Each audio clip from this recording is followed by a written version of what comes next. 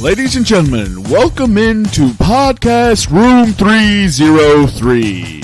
Introducing one co-host with more nuggets than Chick-fil-A, Nick Morahan. Executive producer until we find someone better, Eric Washington.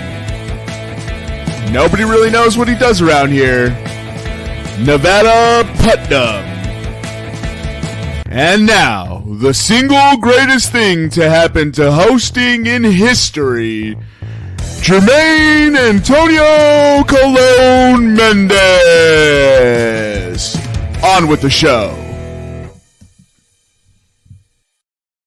Woo-wee! Ladies and gentlemen, welcome back to Podcast Room 303, episode 218. On today's episode, we'll get into the PCP top 5 worst type of people, head-to-head review, batting average update, what the fuck headline, UCL Matchday 2, NFL Week 3 review, NFL Week 4 preview. I know it sounds like a lot, but we'll be flying today's episode. So keep it locked. How are you doing this evening, Nick? Good, man. The Carolina Panthers are becoming a dumpster fire under Frank Reich, but this week has proved that Frank Reich is racist. Bryce Young, awful 2 weeks, couldn't throw the ball, doesn't understand how to get out of the pocket. Frank Reich puts his trusted, tall, white quarterback in the offense. The offense does great.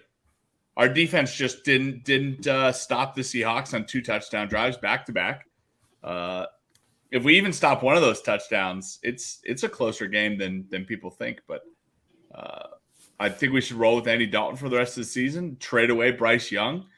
Give Frank Reich his above 6'4" quarterback.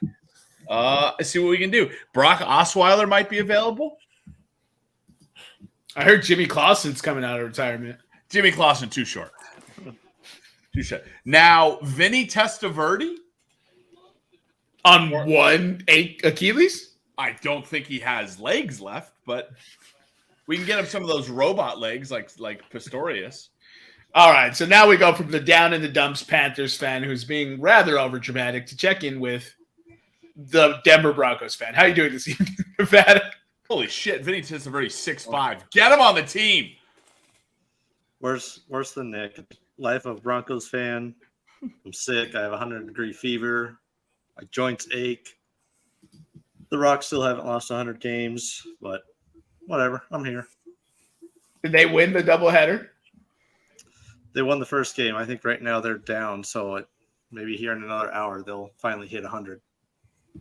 All right, let's go to the not down in the dumps 3-0 Philadelphia Eagles fan with a rather sharp mustache. Thank you. I'm gonna say I'm actually 3-0 twice.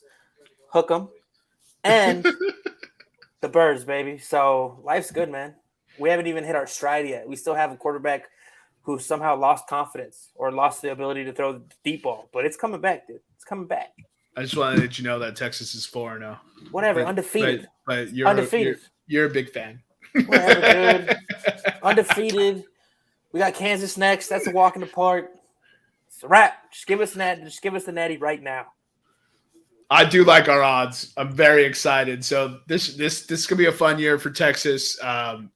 College football feels wide open, so that's another fun thing about it. So I'm glad that Georgia no longer has the 28-year-old Stetson Bennett at quarterback. Oregon does, however, have the 28-year-old Bo Nix at quarterback. That's crazy. And so, just to pile on to Nevada, 69 points have been scored by the Denver Broncos this season in totality. And the Dolphins scored 70 on Sunday. Let's go ahead and get into the batting average update. Hold on. Let's pile on Nevada a little bit more. There's been 4 teams in NFL history now to score over 70 points. This is the first one since the Washington Redskins did it back in 1966. Come on, Eric. You got a stat? It was against the Broncos. No, I'm just kidding. You don't have a stat to pile on with? Okay, I'll jump in here. This is the first time that 2 running backs have had 4 touchdowns each since Priest Holmes and Derek Taylor on the Kansas City Chiefs. Probably against the Broncos.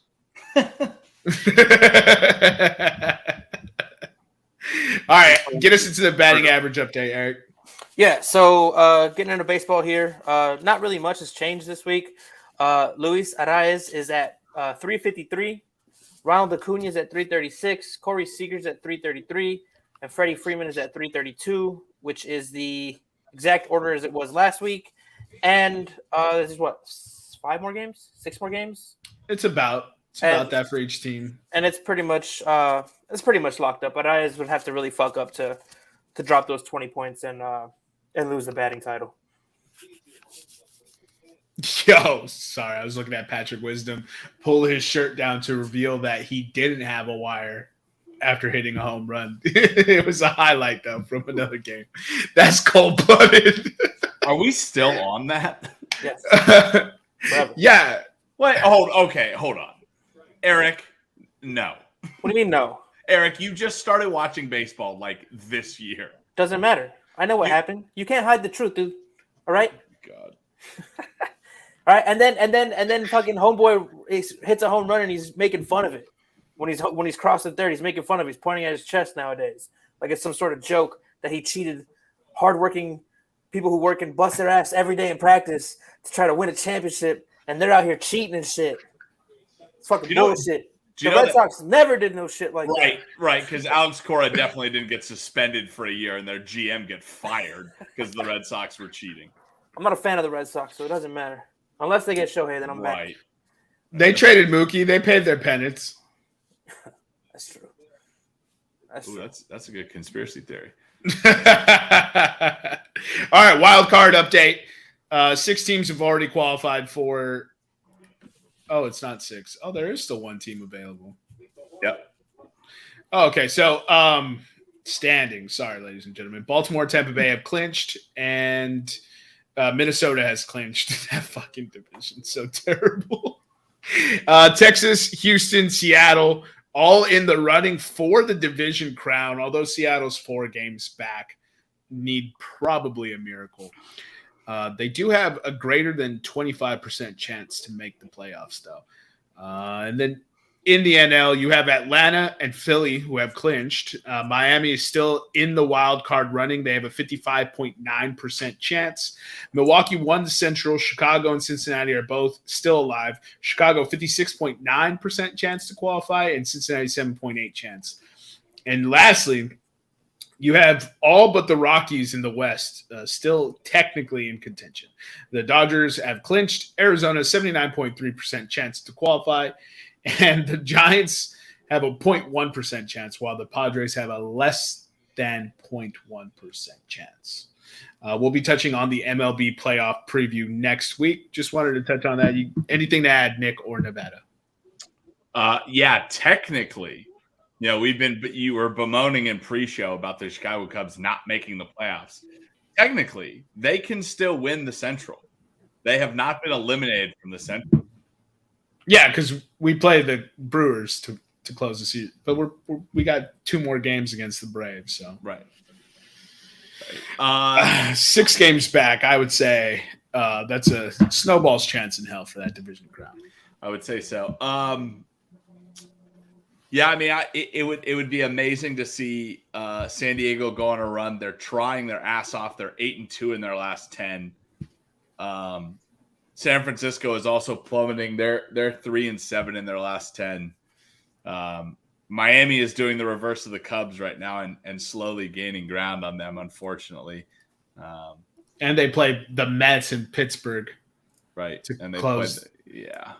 So that's pretty nice. It's pretty nice to close it out. The Rockies are 1 loss away from 100. So that's pretty good. We need the Dodgers to do their job. They couldn't do their job in the earlier game of today. Man, this NL race is going to be crazy. I'm pretty excited to see how it unfolds this weekend and into next week, obviously. And let me just reiterate what Jermaine said.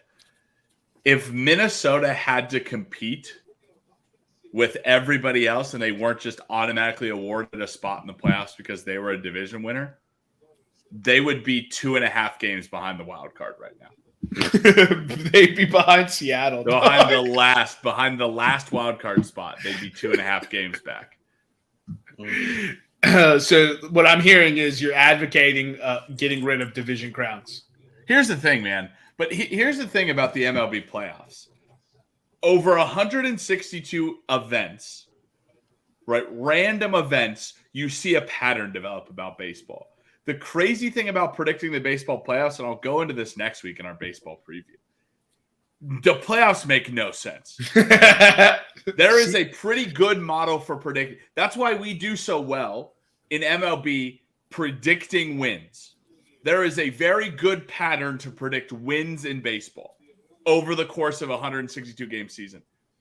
I am terrible at predicting playoffs because a ball bounces this way and it's fair, a ball bounces that way and it's foul.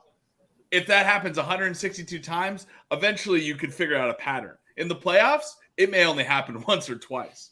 They could hit 353 in the regular season and go 1 for 27 in the postseason, and that team is sunk. So it's pretty crazy. Anything from you, Nevada, before we move on? No, I didn't even know baseball was still going on. So let's cool. let's get into the what the fuck headline then, Eric. All right. So this week's what the fuck headline: 1989, the year soda company Pepsi briefly became a naval superpower. I love this story, dude. You want to elaborate on it, Nick? Pull up read it from the article. All right. I was the one that sent this article, by the way, but yeah. So essentially, well, here we go. Essentially, the owners of Pepsi wanted to do business with the Soviet Union because rubles or ruble. What is it? Rubles? Or rubles, what was it? Yeah, Rubles was not accepted as a currency. They ended up trading in vodka. Later on, there was, I guess, like a ban on Soviet imports, so they couldn't trade in the vodka anymore. So the guy who bartered the original deal went back to Russia, and he essentially traded the continued selling of Pepsi in the USSR for. Let me tell you the exact numbers here. Let me see if I can. I think it's 9 warships. Yeah, I think it was 11 actually. Well, hold on. Let's see. Where is it? He asked for $3 billion worth of payment for his syrup. So instead, they proposed an unusual 17 submarines. 17 submarines, a cruiser, a frigate, and a destroyer, which would make them the 6th largest navy in the world, bigger than Australia and Spain. That's fucking insane. Oh, how the Spain have fallen with the Nina, Pinta, and Santa Maria. I fuck you in the ass. What are you drinking sangria? Wasn't Pepsi also on the hook for a fighter jet?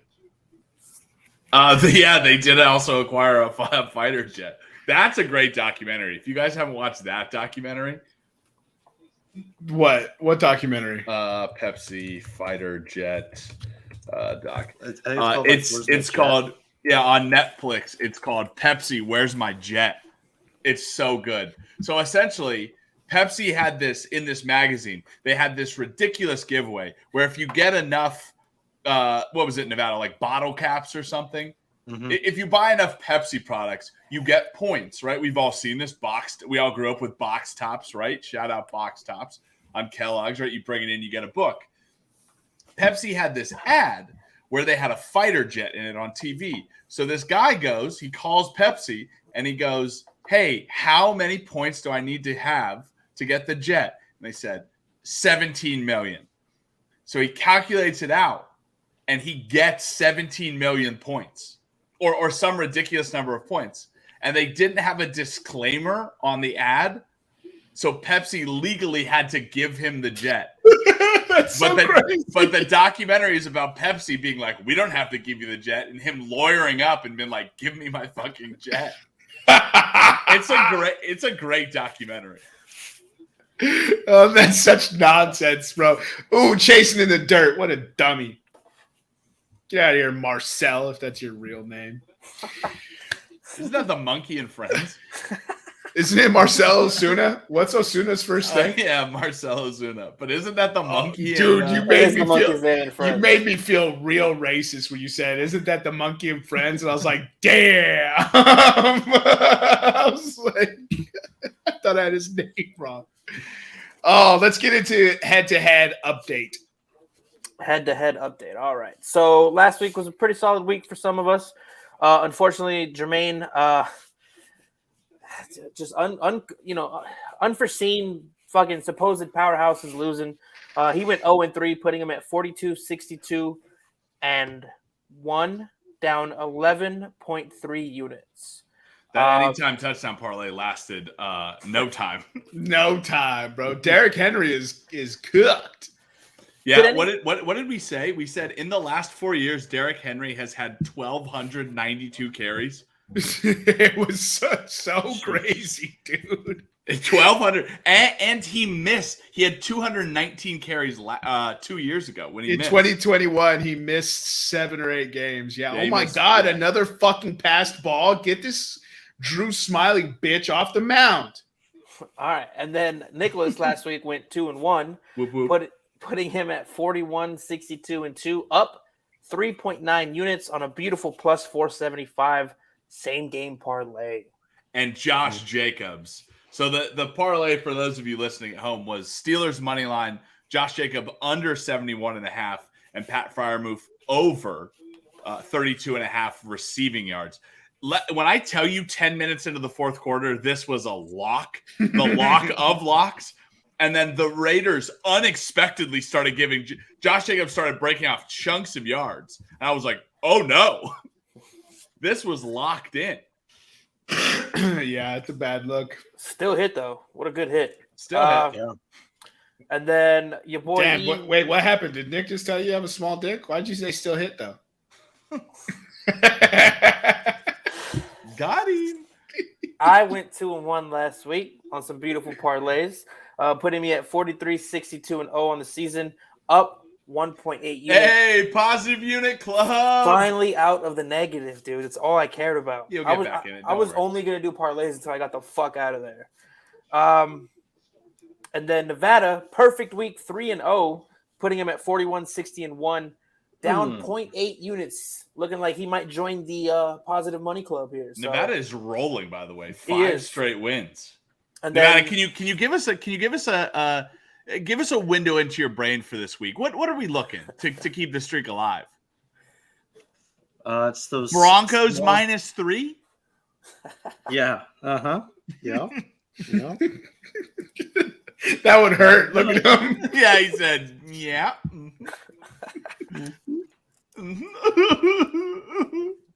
Hey guys, I gotta go to the mute for a second. He's gonna drink some water to hide the tears. Look at him. Oh, dude, how does it feel to give up 70? I'm glad I'll never know. Hey, thanks for the first and second round pick for Sean Payton, by the way. Fucking dummy. It's kind of funny you mentioned that because we traded Bradley Chubb to Miami for a first-round pick, and we gave that first-round pick to New Orleans for Sean Payton. Oh, It all came full circle last week. Let's go. That's some Dave Gettleman type shit right there. Bro, right. that is a bad beat, bro. Also, fun fact, if the draft was to start today, it's obviously not, the Saints would own the second round pick. That's how bad the Broncos are. Let's get into pop culture pickup on that note. Give Nevada something to smile about. All right. So, as always, when we do have Nevada on the podcast, he will be going first. After that, it'll be Nick, Jermaine, and then I. Today's topic, the reverse of last week, the top 5 worst type of people to be around. So, Nevada, if you want to go ahead and start this off for us. I think the one that bugs me the most is people who are unreliable or always cancel last minute. Damn, just starting off taking a shot at Nick. I was about to say, man, we've known each other for so long. Are these going to be all things you hate about me? Because mine are all things I hate about Eric.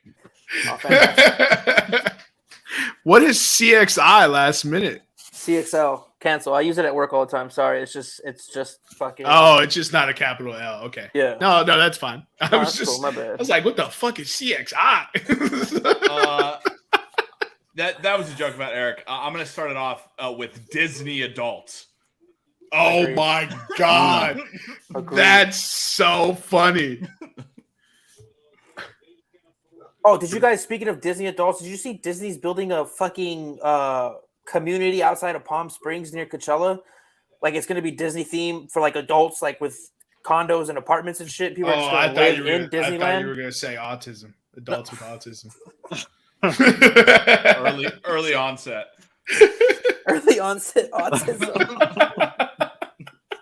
Oh, that guy.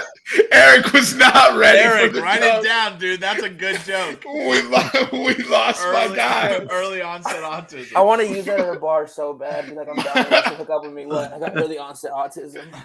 Oh my fucking guy! We lost him from camera view. That's how hard he started laughing. I'll go next. I'll go next, and I'll take what do they call them? Swifters. Oh, Swifties. Good choice. Yeah, Swifties. Swifties. There I we was go. I was caught between the two. Very, very socially relevant, Jermaine. Good job.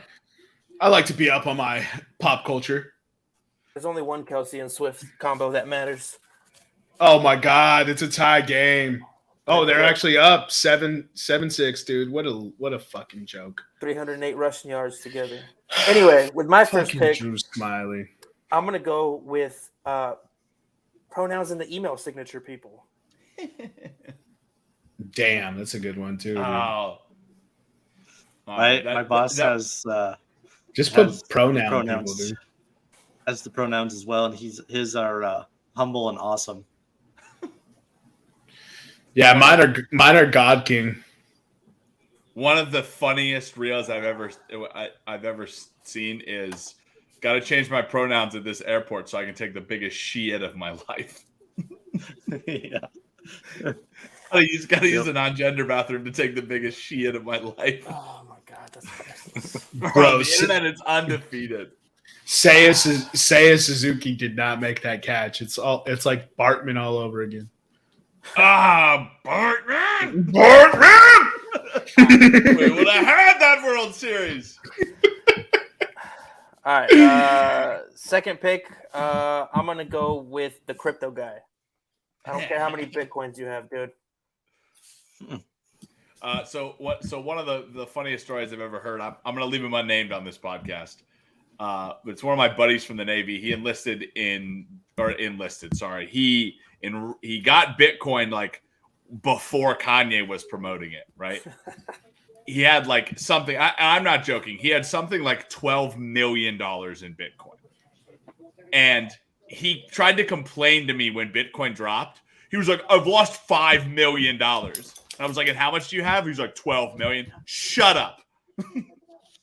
Just shut up. Yeah. That's still had 12 million. Still had 12 million. Right. You heard about NFTs, how they're pretty much worthless? 99% of them have lost their value. Yeah, and now all of them can be had for like $5 to $10. Love that. Dude, it's fucking great. Remember at one point Mark Cuban was talking about making all Mavs tickets NFTs? Ugh. Ridiculous. For my next one, I'll take Barstool Fangirls, in parentheses, boys. Bro, like, they don't cover sports in any way that excites me. I don't understand why people are so obsessed with Barstool. Because everybody thinks if they were rich, they could be like Portnoy. But the truth is, like, you have to be like Portnoy to get rich. Well, the thing is, so Portnoy was on the Schultz podcast, and he got on Flagrant, and he said his goal all along was to make a shit ton of money and get out. Like, that's still his goal. He just wants to make a bunch of money and leave. Like, Portnoy is like, the reason Barstool has been so successful is he hasn't changed who he is. The reason that it's so well, that's not actually why it's so successful, is Portnoy knew to hire Eric Nardini and was like, "Hey, I need this person who's smart and can run my business behind the scenes while I just say whatever I want." Like, if you don't hire somebody who knows what's going on with your business, like, your business is going to fail. You can't just go and say whatever you want. 100%. Like, don't get me wrong. I see Barstool stuff. Some of it cracks me up, but I don't get it. I just don't get, like, they stand over Dave Portnoy, and it's so weird to me. I even think he doesn't like it. My second pick, I'm going to go Greenpeace. Just Greenpeace. just Greenpeace. Don't stop me on the street with your damn clipboard. I don't want to sign nothing. Listen, my parents left me with this world. I'm going to leave my kids with a worse one. That's how it works. Salvation Army bell ringers. No. Fuck you. Christmas sucks. Christmas is a Hallmark holiday. Oh boy! All right, Nevada. Let's get your next pick. I'm gonna go with people who always have to be a victim. This is all about me, isn't it? Are you taking a shot at Eric? But I am a victim of your own doing. Look how either white or not white he is, Jermaine. Which is it today? Day, Portuguese, Italian, French. Listen, did you play the role that you have to play to get by? All right. Yeah, you're a real chameleon, Eric. I am, dude. More often than not, neighborhood, I'll survive. More often than not, it's victim. Oh my God, he missed the ball. Stop showing me that replay, you fucking assholes. This next one is something that Nick does as well. But people who always have to one up someone. I don't always one up people. I just have better stories. Oh, what a dick is that guy. Because what you do every time we do something, you're always second because you have to do just one more. Oh, that's true. Yeah. That's not a one-upper, though. That's just being better than you. That's knowing the odds of being better. No, that's just being a pussy and always having to go second so you can do one more. All right, my third pick. Oh, we lost. I'm going to go furries. My third pick, I'm going to go fur. How do you? Is it like FURY''s? Or no, it's FURRIES. Those are my people, so I know. Although one of the funniest stories I've ever heard is there's a big furry convention in DC, and for years, one of my coworkers drove by it. Actually, the person you hung out with this weekend, Nevada, drove by it and thought it was a mascot convention every year. And she would openly say, when other people were coming in from out of town, she'd be like, "Oh, look, the mascot convention is here." People who want to move to all electric vehicles. Like, they have no research. They don't look into it. They don't realize that it costs more precious metals to make everything electric than we can't support it. Like, the earth literally can't support it for everyone. They don't realize that charging your vehicle is done by gasoline products fossil fuel products. That nuclear power is still the cleanest, most productive energy with the least amount of waste or byproduct to the environment. It's mind-blowing that these people don't know anything and still insist on it, but that's neither here nor there. I'll give it to Eric now. I'm off my soapbox. All right. With my third pick, I'm going to go with the guy who gets all his knowledge from the Rogan Experience.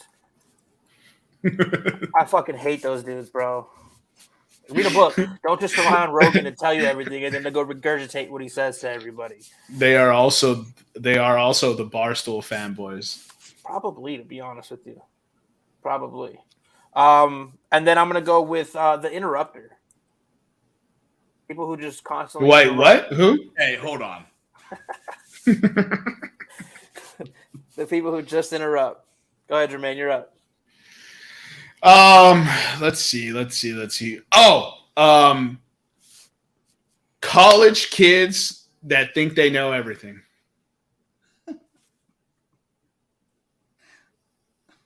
That's especially frustrating as you get older in age. We're like, oh, just wait.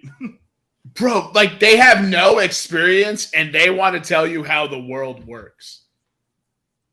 It's just mind-blowing. I'm like, you guys are dumb. You guys can't even tell me what a woman is anymore. People who think they're no, that's not mine. Yeah. I'm gonna go anyone that is too into something, whether it's CrossFit or religion or social movements or anything. Really, that might be a cop out. Actually, that's kind of every one of these people on the list now that I see it, but. Just like somebody that's like, let me tell you about this thing. Like people that are too into their kids. Their identity right. is their sole identity is one thing, is right. what you're looking for. Like yeah, dude, Eric, like Navy Chiefs. The Eagles. Yeah. Like Eric with the Eagles. Two great examples. What are you talking about? You're a bum. Yeah. How am I too obsessed with the Eagles? You're a bum, Rock. It's not my fault I bleed green. Okay. Every time we try to say, oh, this, you're like, only thing that matters is Philadelphia Eagles. Go Birds, Crease, and Poles. Yeah. Let's do it. I don't see anything wrong with that. It's autistic Tourette's. Some people are spectators. Some people are fans. I like to consider myself Go a fan. Birds! All right, Nevada, you're up, player. That's the early onset autism. It's funny this conversation went this way because that's kind of where I was going. I was going to go with overzealous sports fans. That still works. That still works. It's a professional podcast.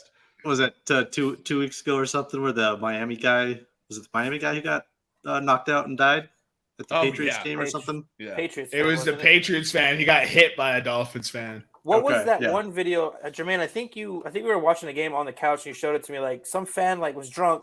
Cops already had him in custody, and then he headbutted some dude and knocked his ass the fuck out. Dog, that was a gnarly headbutt, bro. I think it was at the Bengals game. Yeah. Okay, so I have a question for you guys. Watching the Eagles game last night, there were tons of Eagles fans who were painted up. There was one Eagles fan that had the full helmet and the visor. Yeah. That drives me ballistic. You know the story behind that, right? I'm not gonna like it, but tell me.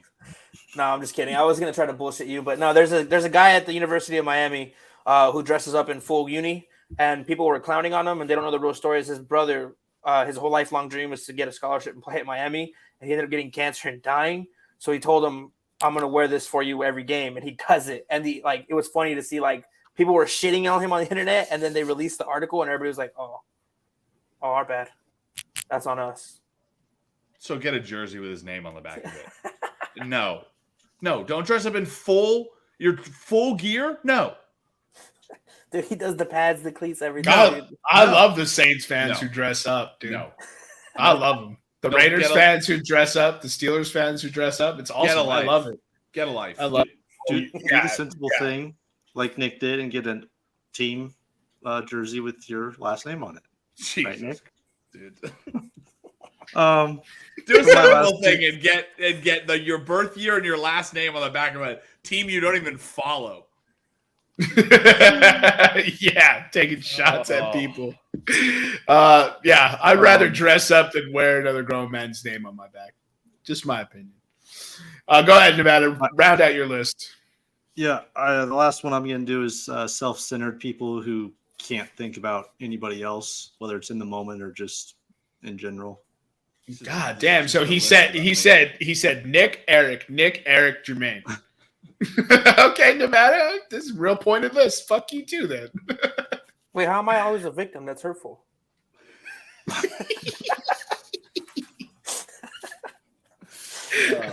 Let's wrap this up. Round it up, Nick. I'm gonna go people who can't take a joke. So if you've been listening to my whole list, fuck and you're getting, guy. Yeah, if you've been listening to my whole list and you're getting offended, welcome to number 5. Welcome to number 5. I can't believe I got this one. I'm gonna go with custom license plate people. Also, see Navy Chief. Yeah, I already said Navy Chief under your number 4 bullet point, dude. When your identity is Navy Chief, fuck you. And if you're a Navy Navy Chief pride. listening to this, I hope it offends you. Yeah, and also number 5 on my list. If you're a Chief listening. All right, go ahead, Eric. All right. Man, this is a toss-up on the last one here. I'm gonna go with People who think Will Smith's better than Denzel. morning people. More morning people. Yeah, fuck morning people. Get the fuck out of my face with all that bullshit at fucking 6 a.m.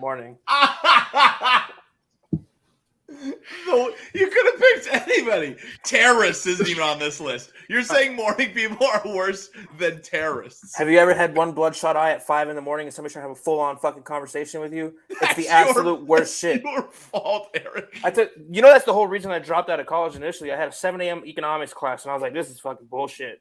I'm definitely not doing this anymore. You schedule the classes in college. This doesn't make any sense. You chose the 7 a.m. You chose the college and the 7 a.m. I thought it would be easy. I was like, dog, I get it out of the way. It's only twice a week. First week in class, I was like, this is not going to work. Eric shows up after partying all night and going to sleep at 3 a.m. He's like, why are people in my face? How dare you be up at 7 a.m.? People are trying to sleep. Fuck you, birds. Man, God damn. Hey, Nick, refer to number 2 on Nevada's list. I know. No Oh. Two. All right, read back the list and let's move into UCL match day 2, Eric. All right, so top 5 worst people. Nevada had first, people who always cancel last minute or are unreliable. The always victim, the one-upper, overzealous sports fans, and self-centered people. Nick had the second pick. He went with Disney adults, Greenpeace, because fuck Mother Earth. Furries, people who are too into one specific thing, and people who can't take a joke. Jermaine went with Swifties, Barstool fangirls, meaning boys, all electric people, or people that want all electric cars, college kids who think they know everything, and custom license plate people. I went with the pronoun people, the crypto guy, the guy who gets all his knowledge from the Rogan Experience, the interrupter, and probably the worst people to ever grace this planet, morning people. They're better than Eagles people, I'll tell you that much. Yeah. Probably. All right. Let's start driving UCL match day 2, Eric. All right. So next week on Tuesday the 3rd and Wednesday the 4th, we will have the second match day for the Champions League group stage. I am going to go through just in order how they have it here on the DraftKings websites, and guys, give me your picks. So starting with Union Berlin versus Braga. Berlin is a minus 115 favorite. The draw is a plus 265, and Braga is a plus 320. I'll take UBE at minus 115. I mean, I can get a home team with that kind of money. Wait, is Union Berlin at home? Let's find out. I'll look it up. Thank you. By the way, while we're looking that up, none of Braga's previous 13 Champions League group stage matches have finished in a draw. Braga finished last week 2-1. They lost to Napoli 2-1, and Union Berlin. Fuck, where is it? Union Berlin drew, I think, right? No, they lost 1-0 to. Oh, Jude Bellingham hit that 94th minute winner, so they lost 1-0 to Real Madrid. Can you close your porn tab at the top? What porn tab? Got him. What porn tab? Got him. Shit. It didn't get me. Union Berlin's at home. Okay. Yeah. So I'll also take Union Berlin. I'll take Union Berlin to win 1-0 as well. These teams played in the UEFA in the Europa League last year, and actually they traded 1-0 victories. Okay. All right. Good to know. Let's see. Salzburg. Where's Salzburg? Salzburg is the home team as well. Moving into Salzburg versus Real Sociedad. Salzburg is a plus 180, or has plus 180 odds. The draw is plus 230, and Real Sociedad is plus 155. I'll take the draw at plus 230. Speaking to Jermaine's point, Sociedad has not won a Champions League group stage match since September of 2003. They are 0-5-6 0-6-5 win, loss, draw. God damn. Yeah, I'll take the draw on this one. I will take Salzburg to win. All right. And keep in mind, boys, you don't have to give odds on every game, or you don't have to make a pick on every game if you don't want to. So moving into FC Copenhagen versus Bayern München. Is that how you say that? I ain't no bitch. I'm picking every game. FC Copenhagen, Jesus Christ, plus 1,100. The draw is plus 600, and Bayern Munich is minus 475.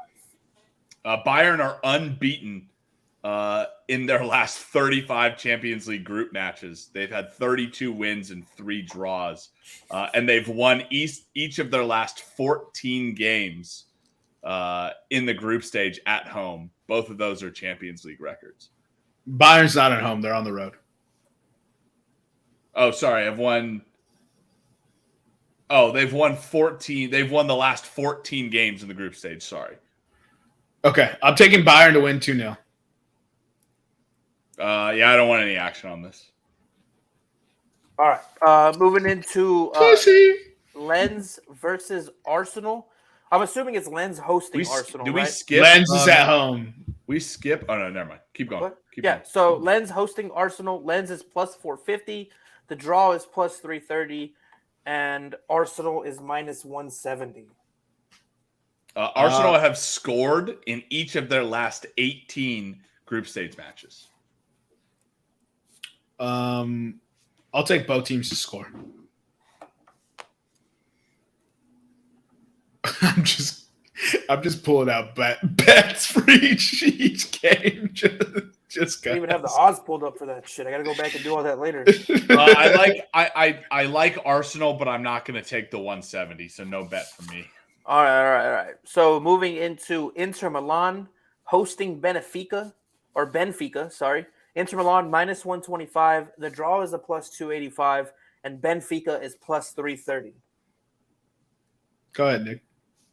I'll take Inter to win in this game.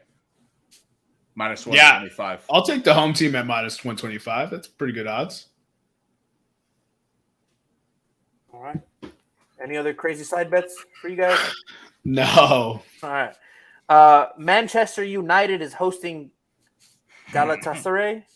Man United minus 245. The draw is plus 400, and Galatasaray is plus 600. What do you guys got? Galatasaray have only lost one of their last 19 UEFA club competition matches. They're 10-8 or they're 10-0-8 in those matches. That being said, I don't want any part of this. I'll take Galatasaray to win. Oh. Oh man. Galatasaray. Okay, well, since Jermaine, the Manchester United fan, is taking Galatasaray to win, I'll take the draw at plus 400. Look, I'm taking a bet for every game, just cause, and I'm fading my team right now. I don't care if they beat Crystal Palace by 3 today. And Anthony Martial scored. All right. So Napoli is hosting Real Madrid. Napoli plus 145. The draw is plus 260, and Real Madrid is plus 170. What do you guys got? Napoli have won 7 of their last 8 Champions League group matches. That being said, they're not winning this one. I want Real plus. Give me Real plus 170. And also, I don't know what the odds are, Eric, but I want Real win to 0. So I basically Napoli not to score. Yeah, Real Madrid plus 170. I'll take them over Napoli. I'm fading Napoli this week. Actually, I might be fading Napoli this year. All right. Next is PSV Eindhoven hosting Sevilla. Eindhoven is minus 105. The draw is plus 270, and Sevilla is plus 280. I'll take PSV. PSV money line? Let's see. PSV have won their last 5 matches at home, and they've scored 18 goals in those 5 matches. The minus 105 for PSV looks really good. I'm going to take that, but I would not be surprised if Sevilla's quality overcomes it. So I might do a little split bet here, but for right now, I'll take PSV minus 105. Perfect. All right, so Atletico Madrid hosting Feyenoord. By the way, this is on those all those games were on Tuesday, correct, Eric? We're now moving into Wednesday. Moving into the Wednesday games. Correct. So Atletico Madrid coming off a big win against Real, minus 165, draw plus 310, and Feyenoord plus 450. What do you guys got? I mean, Diego Simeone sucks in the Champions League. He's one of the worst managers ever. I think he doesn't deserve to still be this coach, right, Eric? I 100% agree. Right. Okay. Yeah. So now that we're done talking in fantasy land, shockingly, to your point, Eric, Atletico have actually only won 2 of their last 11 Champions League group stage matches. I do not think that Feyenoord. Jeez, I can't even talk today. Will be that, but the juice is too high on Atletico, Jermaine. Man, this is an interesting one. I'll take the draw. Atletico draw. All right. Antwerp is hosting Shakhtar Donetsk. Antwerp minus 125, draw plus 295, and Shakhtar plus 290. They got the same odds. Shakhtar plus 295. What do you guys got? I'll take Antwerp. Question mark? To Jermaine's point, Shakhtar have only won 1 of their last 14 group stage matches. They've drawn 6 and lost 7. Man. I don't know. Antwerp's at home. Yeah. I'll take Shakhtar plus 295. All right. Moving into RB Leipzig hosting Manchester City. Leipzig is plus 380. The draw is plus 340. Manchester City is minus 160. I'll take City to win 2-1. Yeah, City have only lost 2 of their last 30 Champions League group stage matches. They're 22-0-6 during that time. I think the fact that City is a minus 160 is crazy. I'm not going to take anything, but if this line drops to City minus 155, I'm all over it. Perfect. All right, so Porto is hosting Barcelona. Porto plus 285. The draw is plus 280, and Barca is minus 115. Any takers? I'll take Barcelona money line. I think we're going to go on opposite sides of the issue here. Again, I'm fading Barcelona, and I think Porto is going to win this group. I'll take Porto plus 285 on the money line. Perfect. Newcastle hosting Paris Saint-Germain. Newcastle plus 145. Draw plus 265. And Paris Saint-Germain plus 170. Oh my what do you guys got? Your mother is just, ashamed of you right now, Eric. Yeah. Paris Saint-Germain. Let's go ahead and give me over 4.5 goals in this game. Okay. PSG. Eric heard the total and was just like, it's like I slapped him upside his head. I think PSG is a team that is amazing in the group stage, and they cannot figure it out in the knockouts. Give me PSG plus 170. Paris Saint-Germain. Perfect. All right, moving into Dortmund versus AC Milan. Dortmund is plus 125. The draw is plus 250. And AC Milan, who were the runners-up last year. Fuck Borussia. Borussia. I'll take AC Milan plus 205. You're taking AC plus 205? Yeah. Yeah, that's kind of crazy. What is Dortmund doing that is so great? They're at home. Fuck Dortmund at home. Give me AC Milan plus 205. So what I said, fuck Dortmund. Yeah. All right. So Red Star Belgrade versus Young Boys. Red Star Belgrade is plus 115. The draw is plus 260. And Young Boys is plus 230. What do you guys got? Eric likes young boys. Got him. Come on, man. I'll Come on, man. Oh, This is a people that public can't- platform. People who can't take a joke. People Nick. can't take a joke and always play the victim. I'll take the draw. Can I take a crazy bet here? Please, I've been doing it this whole show. I want this. I want to see what a 3-3 score line is. I just feel like this is a leave your defense and your keeper Plus 3,000. I'll take 3-3 this game to end 3-3. This is a leave your center backs, make your keeper a sweeper keeper. We're playing strikers. We're playing strikers as center backs. Strikers only, like the Halo match. Snipers only. We're playing strikers only. Could you imagine a team of all strikers?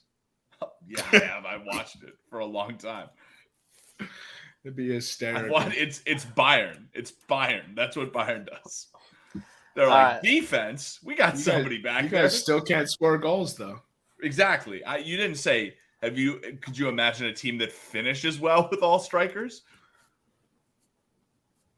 All right, moving into Celtic is hosting Lazio. Celtic plus 190, draw plus 245, and Lazio plus 140. What do you guys got? Jermaine, you take it. Give me Celtic plus 190. Oh, yeah, I'm taking Lazio plus 140. Although Celtic have not. Where's the stat I just saw? Lazio are unbeaten in their last 7 group stage matches, but they do have 5 draws in the last 7.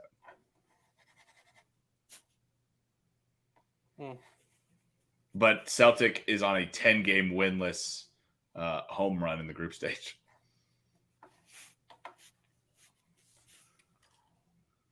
Jermaine, you're muted, brother? 10-run unbeaten? You said? No, unwinning.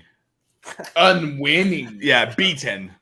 Well, not beaten, but they have not won in 10 straight home games. Beaten like your cheeks. All right, let's get into NFL week 3 review. For those of you who've been living under a rock, the Denver Broncos lost 70-20. Let's just start there. All right, Nevada, give us your 2 takeaways from NFL week 3.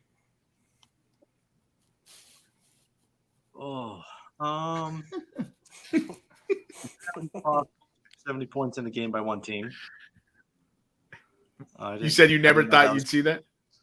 Yeah, I didn't know that was possible, but that's cool. I'm concerned about the Bengals. Joe Burrow, the entire offense, they cannot get anything going. So I'll be interested to see if they can figure that out, because I'd like to think they have plenty of runway to work with, but for me, that Cincinnati offense is pretty lackluster.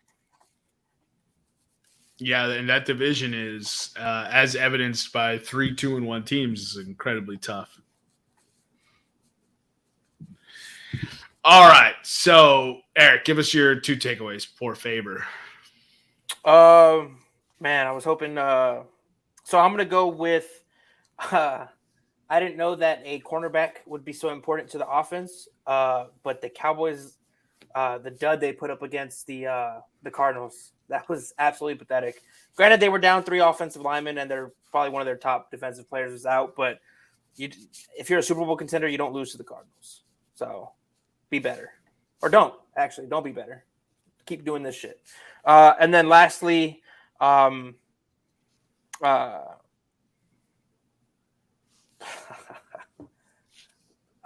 we finally found out between the Chargers and the Vikings who is going to be more of who they are. The Minnesota Vikings are more the Vikings than the Chargers are. The Chargers managed to pull that one out. I honestly thought at the end of that game they were going to blow that shit. They tried. They tried their damnedest, dude. But Minnesota out Minnesota the Charger. And Nick, what are your 2 takeaways? So, And I'm going to reference Warren Sharp here. I'm going to read the tweet verbatim. This cannot be emphasized enough. We would all agree. This is not me reading anymore. Sorry. We can all agree that the bare minimum at the quarterback position is to what? Throw the football. Complete a pass, right? That's why you say, Jermaine, I could complete 5 passes in the NFL. The bare minimum is just to complete a pass, right? Mm-hmm. It's then on your playmakers, or if you're a really good quarterback, then you throw the ball down the field. Mm-hmm. The bare minimum at the quarterback position is to complete a pass. Every year, the 3 years that Zach Wilson has been in the NFL, he has ranked 33. He has ranked dead last in completion rate. 2021, 55.6%. 2022, 54.5%. 2023, 52.4%. Why are the Jets with this team not going out and getting a quarterback? They got Trevor Siemian. Right. Nevada, Trevor Siemian, the truth. Yeah, he was a quarterback. He played for the Saints last year. How'd he do? Yeah. I mean, we almost made the playoffs. With Trevor Siemian? Yeah, well, with 87 quarterbacks. With a quarterback by committee approach? the rarely successful quarterback by committee. Yeah, fuck your 2 quarterback approach. I'm going quarterback by committee. How many games did Trevor Siemian play for the Broncos, Nevada? I want to see an actual coach riding the quarterback hot hand. I think he played, was it 3 or 4 years? Let's see. We're looking up here. Trevor 3 Siemian. or 4 years? That cannot be true. Trevor Siemian got 4 years in Denver? Siemian started 24 games with the Denver Broncos. Yeah, that's not even 2, Nevada. All right, so he was there for 4 years. He played 2 years. He played 2 years there. He went 13-11 as a starter. Like I said, Since the Denver Broncos, Trevor Siemian does not have a win. He went 13-11 with the Broncos in his first 3 years. Since then, he's 0-6 with 3 different teams. So he's the answer to replace Zach Wilson.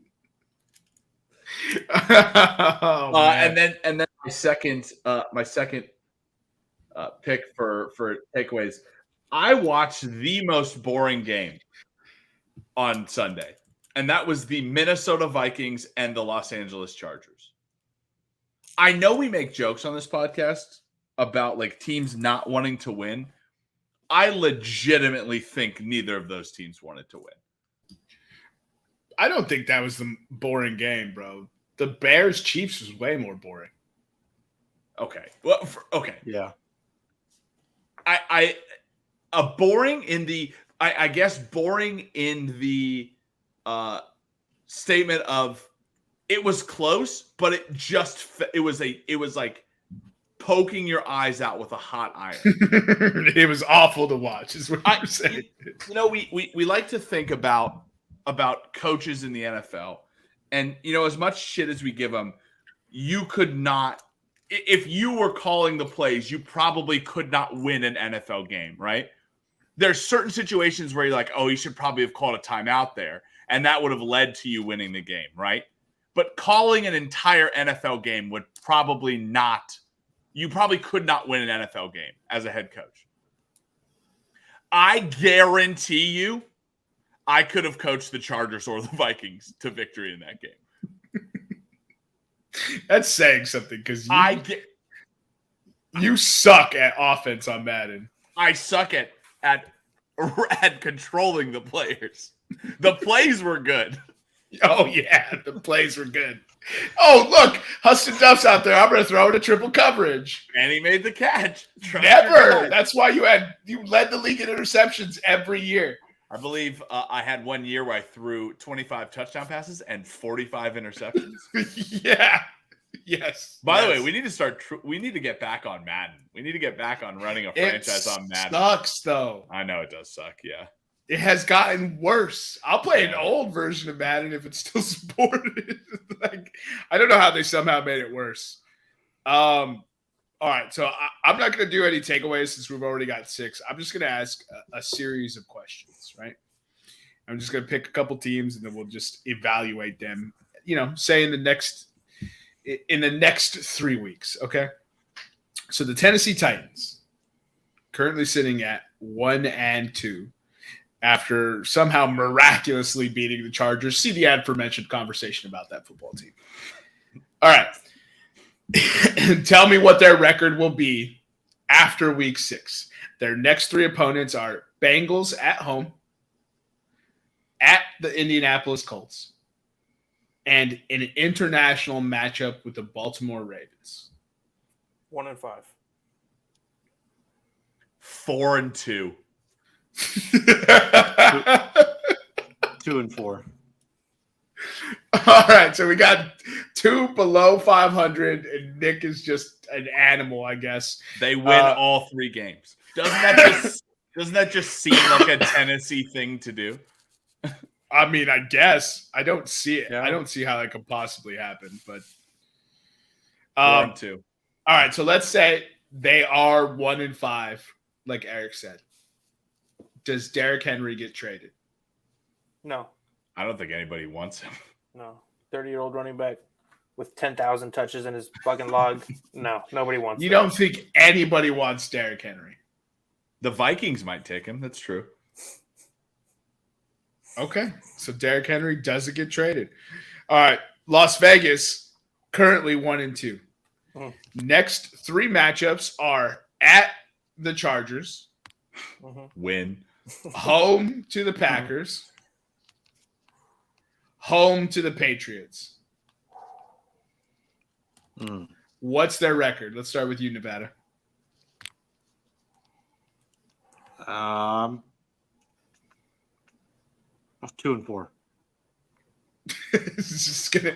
You're just charlieing out. Is this a multiple choice test? You're always picking C. All right, 2-4 from Nevada. Nick, what do you got them at? Okay, but before I give you my pick, I have to watch. Remind me next Saturday or next Sunday morning. Say, Nick, you will not, no matter what players you have playing, watch the Chargers Raiders game because that will be another eye-bleeding game. I'm gonna say what? So they're 1-2 now. Yes, just like the Titans. They're going to be 3-2-1. Well, there it is. 3-2-1. Yeah, we got to record these. I want to see it. All right, Eric, and then you. 1-5. 1-5. Damn. Does Devontae Adams get traded? Yes. Where to? Kansas City. No way. In division trade? Yeah, did you see how much money how much space they cleared up with the restructure of Patty's thing? I think it was like the Niners had the highest payroll, and then they restructured and now have the most cap. And then the Chiefs were like 5th on that list for most cap now after the restructures. Well, they got Taylor Swift money or something? God damn it, dude. It's everywhere, bro. It's on the podcast. Okay, it's an in-division trade. That's why I'm saying no. But I like the answer. That's crazy. Nevada, does Devontae Adams get traded if they're 1-5? No, I don't think so. Okay. And Nick, does Devontae Adams get traded if they're 1-5? Yeah, it doesn't seem like a Raiders thing to do, so I'm going to say no. Okay. So we won't do that exercise of where he's going. All right. Now, let's visit some of these 0-3 teams, right? So you have the Carolina Panthers, the Chicago Bears, the Minnesota Vikings, and the Denver Broncos. Which of those teams goes on a surprise run and almost makes the playoffs? Who are they? I'll name them again. Carolina Panthers, Chicago Bears, Minnesota Vikings, and Denver Broncos. Mr. Cologne Mendez, I'd like to answer the question. You get to go first because you. The Carolina Panthers if Andy Dalton is still the quarterback. And the ghost of Adam Thielen out there just catching everything. Dude, Adam Thielen had 145 yards last game. And I think I don't want to get this number wrong, but I think 42 catches. I think he caught every single ball from Andy Dalton.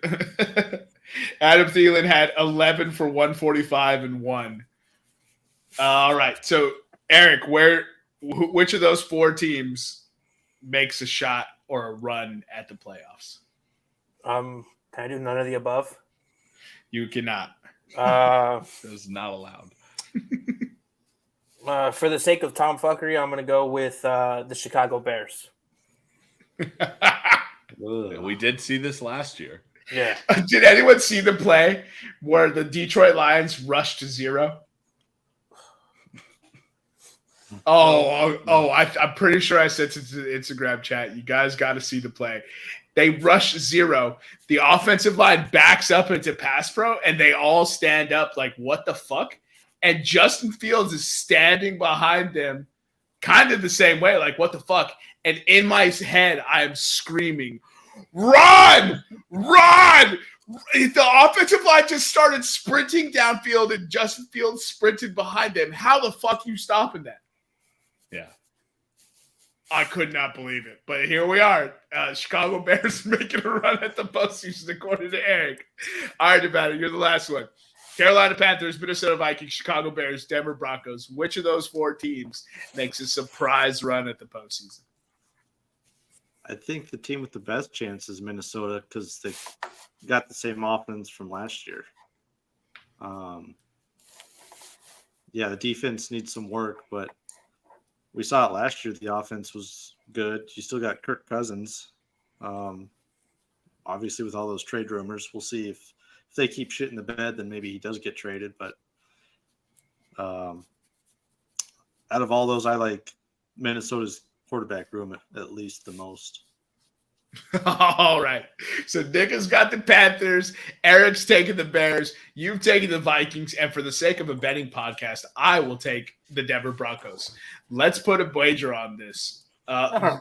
Winner, whoever gets it right, buys everyone dinner. All right, I'll take that bet. A little reverse bet. All right, take us into week 4, Nick, with Nick's Nuggets.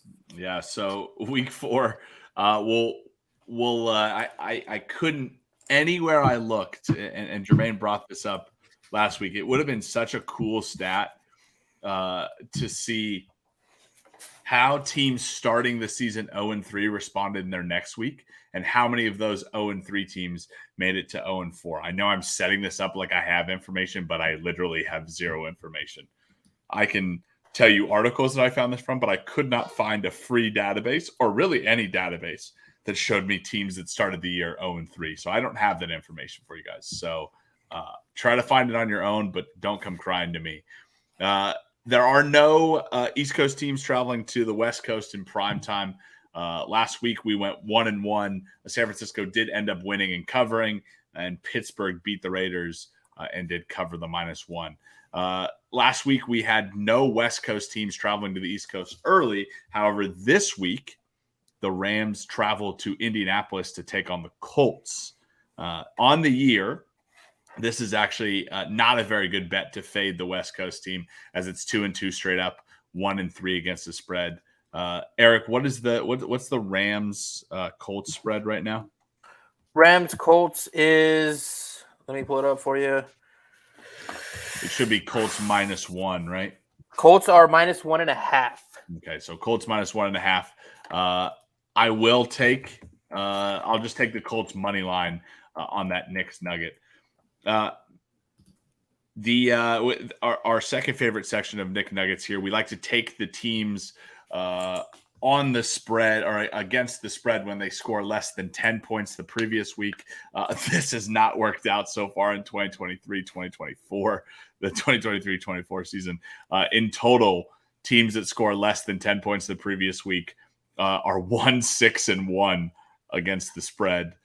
Favorites are 0-3 against the spread. Luckily for us, though, we have no favorites this week. All dogs with spreads less than 10. This week, we have the Tennessee Titans playing the Bengals at home. They're 2.5-point dogs. We have Atlanta playing at Jacksonville. They're 3-point dogs. We have the Jets plus 9.5 against the Chiefs. They play the Chiefs at home. We have the Commanders at Philadelphia. They're plus 8 dogs. And the Bears playing Denver in Chicago. They're plus 3.5 dogs. From that list, I know I told you these against the spread numbers are not good, but I will take the Jets plus 9.5 against the Chiefs from that. And that is because we have another Knicks nugget. When the spread is greater than 9.5, we like to take the under, and we like to fade the favorite on the spread. This year, taking the under is 2-4. When we fade the favorite, they are 3-3 against the spread and 3-3 straight up. So might be a little bit of a pizza money on the New York Jets to win this game. I don't know if this is the game to really sounds like nonsense. That's so crazy to really hang your hat on. So there's 2 games this week where the spread is greater than 9.5. I just mentioned one, Chiefs and the Jets. I will be taking the Chiefs Jets under. That's under 42.5. And I will take the Jets plus 9.5 against the spread. Our other game is Arizona and the 49ers. That I will take the under in that one. That's under 43.5. And I will also take the Cardinals plus 2 touchdowns. So the Cardinals 2 touchdown dogs plus 14. Eric, can you tell me what the Cardinals money line is? 600. I will take the Cardinals plus 600 on the money line. On the road in San Francisco. On the road in San Francisco, correct. A couple more Knicks nuggets. So we like to focus on divisional games. There are 7 divisional games this week. We'll go through them one at a time. The Lions travel into Green Bay to face the Packers. The Lions have bookended wins in the last 5 years. They have gone 2-3 in the last five wins. But a betting nugget: the Detroit Tigers in each of the last 5 years have scored more than 17 points in each matchup. Eric, can you tell me what the Lions team total is for this game?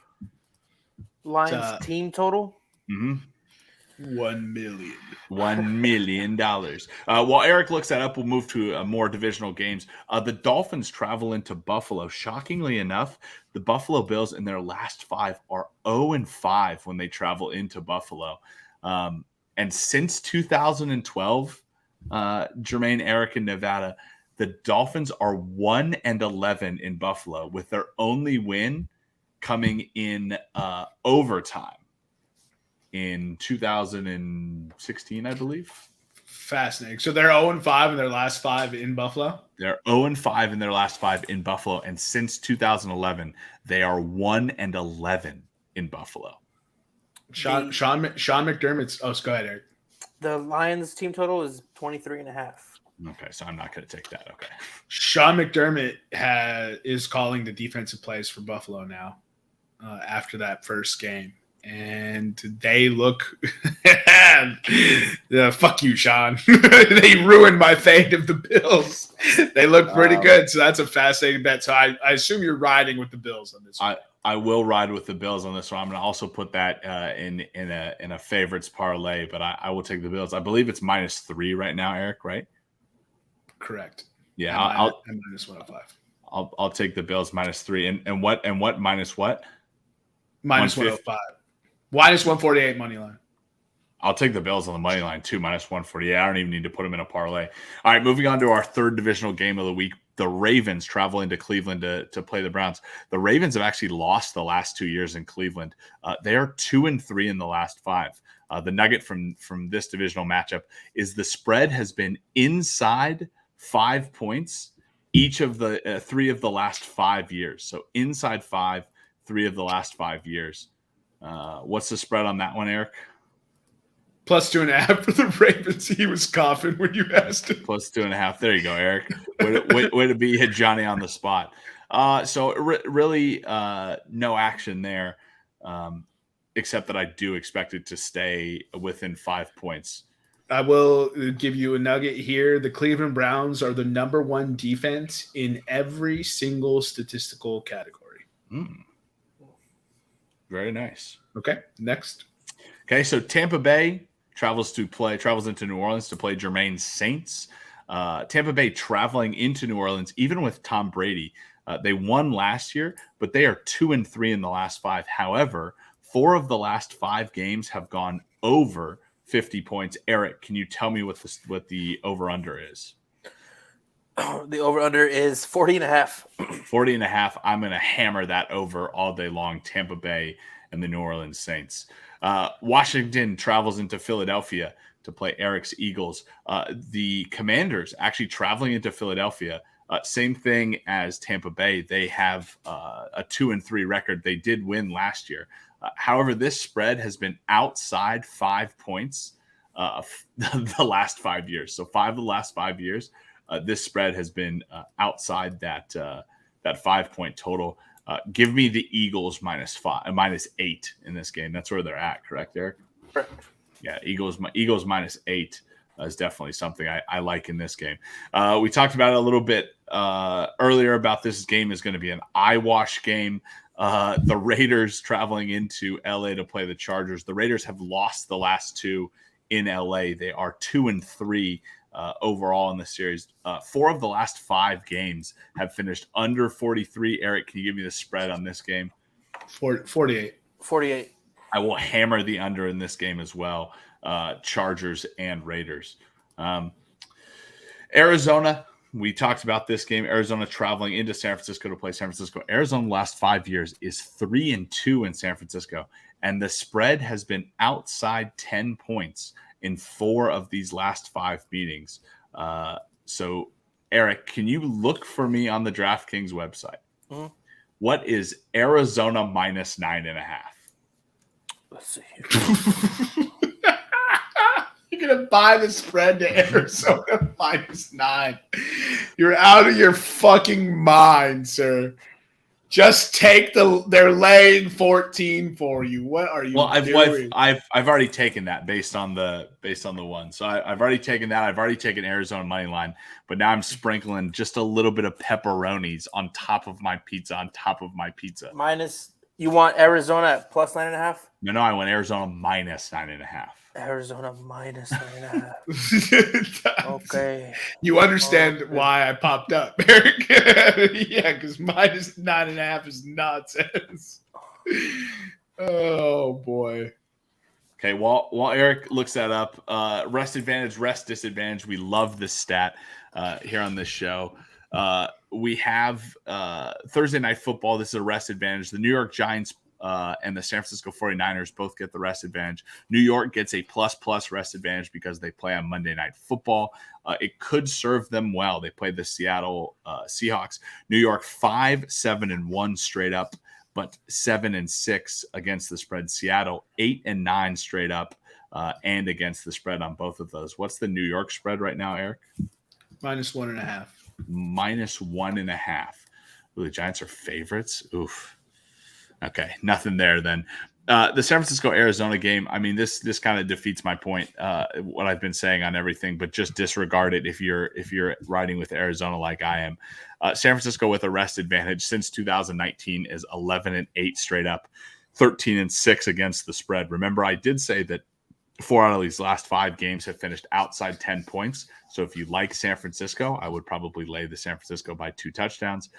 I wouldn't personally do that. I'm kind of just cheesing off on these Cardinals bets because if they do hit, I look awesome. The Cardinals with a rest disadvantage since 2019, 3-8 straight up, 5-5-1 against the spread. In Monday Night Football, which means the team has the rest disadvantage, we saw 4 teams play last Monday Night Football: the Eagles, the Bucks, the Rams, and the Bengals. The Eagles take on the Washington Commanders. Eagles are 7-5-1 straight up, 6-7 against the spread, when the Commanders are 3-9 straight up and 3-8-1 against the spread. No bets there for me for Knicks Nuggets. Tampa Bay will play New Orleans, as we stated earlier. This game has been over 50 in 4 of the last 5. As I said, Tampa Bay is with a rest disadvantage because they played on Monday Night Football. 9-4 straight up, 8-5 against the spread. The Saints with a rest advantage since 2019, 7-2 straight up, but 4-5 against the spread. Eric, can you tell me what that spread is? For which game? Sorry, I'm still looking up your crazy Niners stat. It's chalk. It's 3. It's chalk and it's 3. Yeah, so the Saints are a home team, so they're -3, right? So Saints are -3. Home I'll field. take Tampa Bay +3 as well. Fantastic bet. It's my lock of the week. Tampa Bay Buccaneers money line. Ooh, Plus love to see 136. it. 2 more games here on Knicks Nuggets. Monday Night Football, the Rams. They play the Indianapolis Colts with a rest disadvantage. The Rams are 7-7 straight up, 6-7-1 against the spread. The Indianapolis Colts are 7-8 straight up, 8-7 against the spread. I believe that's Colts -1.5, right? Yes. Yeah. So nothing there for me. The final rest disadvantage game. The Cincinnati Bengals with a rest disadvantage since 2019, 5-5 straight up, 7-2-1 against the spread. They play the Tennessee Titans. Tennessee with a rest advantage, under Mike Vrabel, 7-6 straight up, 8-5 against the spread. Tennessee +2.5. Oh man, give me Tennessee +2.5.